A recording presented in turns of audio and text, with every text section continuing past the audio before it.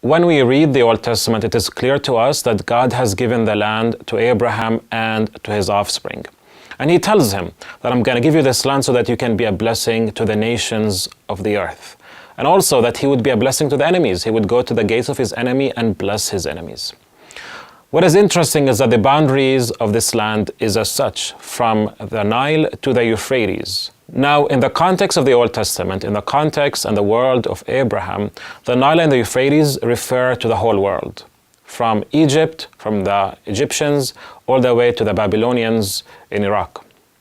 And so the commandment or the promise was given to Abraham to be in the whole world and to bless the whole world. Now we need to be careful not to take this passage from the Old Testament and apply it today without going through Christ, who gives us the fulfillment of the promise given to Abraham. Now, when we go to the New Testament, we see that God has loved the whole world, that Christ came to all the nations of the earth. And we see this more nuance in Paul, who says that the promise was given to Abraham that he would be heir of the whole world. And we read this in Romans 4:13.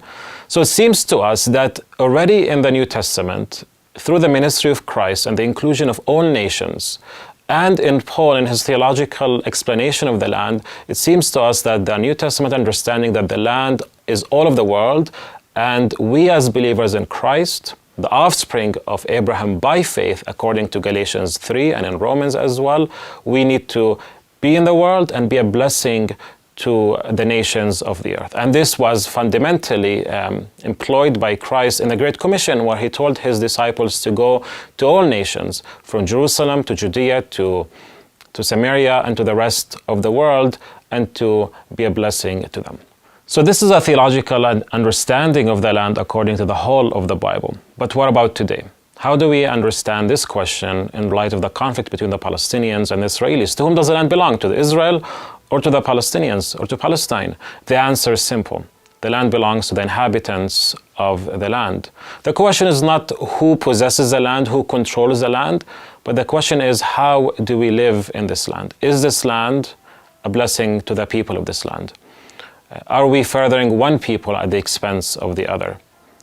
The solution is that this land would be a land of blessing for the Israelis and for the Palestinians, where the Palestinians, who have been living here for hundreds of years, can have dignity, equality, freedoms, and their human rights. And the same thing for the Israelis, that they would have also their security and their freedom and their rights.